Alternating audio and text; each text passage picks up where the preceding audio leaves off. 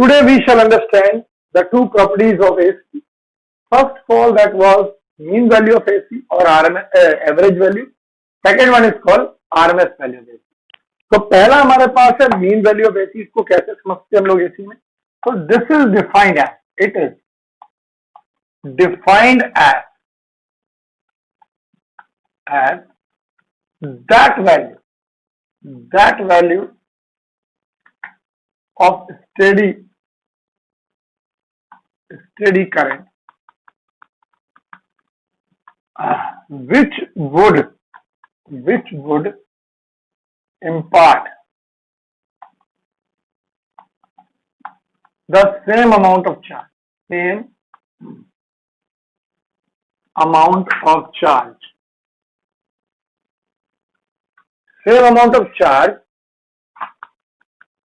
in the circuit, and in time T/2 as a normal AC would impart in the same circuit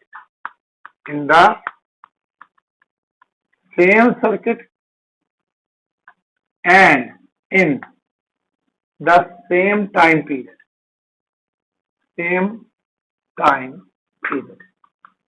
मतलब इसको हम लोग comparison पढ़ रहे हैं आरएमएस वैल्यू मीन वैल्यू में। एसी जो होता है, एसी इस प्रकार का होता है, तुम्हें मालूम है इस प्रकार का, ये पॉजिटिव नेगेटिव हाफ साइकिल में कितना टाइम में चलता है, एक साइकिल कंप्लीट करता है T, आधा कितने में कंप्लीट करेगा, ऑब्वियसली बात है T/2। लेकिन यदि मैं डीसी की बात करूं तो डीसी ऐसा होता है, तो ये भी पूरा टाइम लेता है T, लेकिन यदि मैं सिर्फ आधा चलूं तो ये कितना हो जाएगा T/2। तो ये दोनों के लिए आधा साइकिल का यूज करेंगे और दोनों आधे साइकिल का हम लोग मीन वैल्यू निकाल लेंगे, and that will be called AC average. तो ये एक कंसेप्ट है इसका एसी का। तो हम लोग क्या लिखते हैं इसके बाद, देखो समझो। तो वी नो दैट, देखो ना सब लोग बेटा, we know that charge in the circuit is given, charge in the circuit for time dt is given as, देखो कैसे दिया जाएगा, is given as dq equal to I dt। I current है, टाइम dt है, charge dq हो गया। तो ऐसे में मेरे पास इतना सा एक चार्ज मिला, एक तो ठीक है।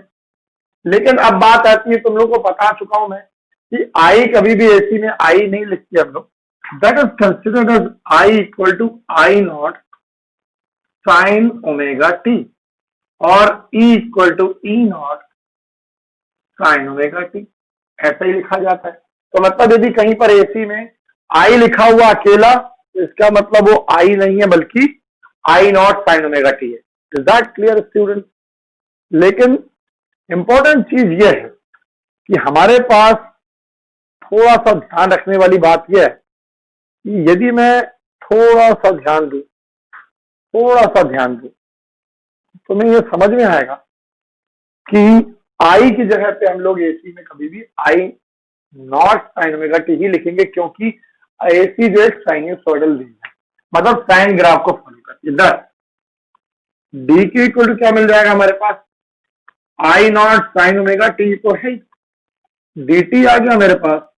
इसका इंटीग्रेशन करते हैं हम लोग, देखो इंटीग्रेबल टर्म आ गया मेरे पास इक्वेशन 2। तो नाउ ऑन इंटीग्रेशन से क्या मिलेगा मुझे result, we get the result as what, ध्यान लो, डी क्यू यहां पर इंटीग्रेशन 0 से q के बीच में, 0 से q के बीच में, और I0 बाहर निकलेगा, साइन ओमेगा टी का इंटीग्रेशन हो जाएगा। लेकिन तुम्हें पता है साइन ओमेगा टी में dt के रेस्पेक्ट में इंटीग्रेशन हो रहा है, लेकिन इंटीग्रेशन का लिमिट क्या होगा यहाँ पर, dt यानी टाइम का ऑपरेटर है, तो लिमिट यहाँ पर आएगी 0 से लेकर t/2 तक आएगी। ये तो तुम्हें समझ में आ गया हो। The limit will be up to t/2। I think you understood. तो अब देखो, ये तो तुमने लिख लिया होगा, समझ में आ गया तुम्हारे को कंडीशन। तो अब मैं ये मिटा रहा हूँ पहला पार्ट, हमारे को ये भी क्लियर हुआ होगा। तो अब क्या करें हम लोग, देखो ये भी अपन हटा देते हैं। After integration what do we get? After integration therefore we get, देखो dq का इंटीग्रेशन होता है q, और I एज इट इज है। Integration of sine omega t कितना होता है तुम्हें पता है? Integration of sine omega t is cos omega t, वो भी नेगेटिव है। 0 to t/2 हमारे पास लिमिट है, लेकिन लिमिट किसकी रखते हैं हम लोग मालूम है? सिर्फ t, that is the limit of t, this the limit of t only. ठीक है, तो जो लिमिट लाते हो आप, ये सिर्फ t की लिमिट है भाई, ध्यान रखना है। तो देयरफॉर q इक्वल टू कितना मिला? I बाहर माइनस b बाहर, cos 2π/t into upper limit t/2 minus cos 2π/t again, लेकिन लिमिट इसकी 0। तो हमारे को पता ओमेगा इक्वल टू होता है 2π/t, ये हमने ले लिया। तो विल पुट द वैल्यू। अब तुम यहां देखो माइनस आई यहां पर है, ये t कैंसिल, t कैंसिल, 2 और 2 भी कैंसिल, तो यहां पर अंदर कितना बच रहा है मेरे पास? cos पाई मिल रहा है, और यहां पर cos 0 मिल रहा है। cos पाई जो है हमारे पास वो कराता है -1, और cos ये तो है ही बन। फाइनली आ गया मेरे पास, सॉरी मैं एक चीज और गलती कर दिया मैंने, ओमेगा नहीं लिखा मैंने after integration, that omega will be taken out initially. हम लोग इसको भी बाहर निकाल लेते हैं पहले ही, ठीक है, और इसको फाइनल लिखते हैं, माइनस और माइनस प्लस हो गया, तो यह जाएगा 2i/, लेकिन तुम्हें तो अच्छे से मालूम है कि ओमेगा मतलब होता है, ओमेगा मतलब होता है 2π/t।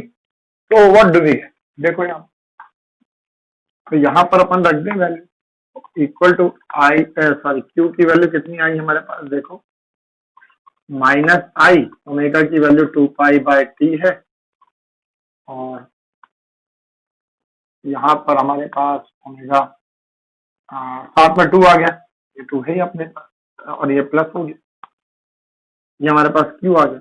तो that is the derivation of charge from the concept. But definition से क्या बोलता है? Let that be question number 4, या शायद 5th था, मेरे को ध्यान नहीं है, पर शायद 4th होना नहीं, 4th है। अब देखो यहाँ, now by definition will write down the concept. ये देखो तुमको चार्ज कितना मिल रहा है? q equal to 2it/2π। तो आप एक काम और कर सकते हो कि 2 और 2 भी कैंसिल कर दो, तो फाइनली मेरे को जो चार्ज की वैल्यू मिलेगी i इंटू t/π, ये मिल जाएगा। ये तो क्लियर हो गया, ये क्लियर हो गया। अब आगे बढ़ते हैं नाउ बाय डेफिनेशन। तो देखो यहां से भी अपन हटा देते हैं इसे और लिखते हैं नाउ बाय डेफिनेशन। तो क्या मिलेगा? देखो भैया सब लोग, तो यहां लिखेंगे, ये क्वेश्चन नंबर 4 तक। तो now by definition, by definition we get charge equal to, कितना बोल रहा था? कौन सी करंट प्रोड्यूस होती है? I am. कितने टाइम में प्रोड्यूस होती है? t/2। और सर्किट में कितना चार्ज देती है? जितना ये देगी, यानी कि q। तो by definition charge will be equal to q, but कौन प्रोड्यूस करेगा? वो I M, mean value current. कितने टाइम में प्रोड्यूस करेगा? t/2। तो हमने ये डेफिनेशन से लिख दिया। ये वैसा ही है जैसे हम लोग गॉस थ्योरम में पढ़ते थे। गॉस थ्योरम में क्या पढ़ते थे कि एक डेरिवेशन निकाला था फ्लक्स का, और उसके बाद उसको गॉस थ्योरम के एप्लीकेशन से हम लोग ने इक्वेट करके इलेक्ट्रिक फील्ड निकाल लेते थे। तो वही हम लोग कर रहे हैं, इसको इसके साथ इक्वेट करेंगे, क्योंकि ये भी वही चार्ज है और ये भी चार्ज इसी का ही। तो इक्वेटिंग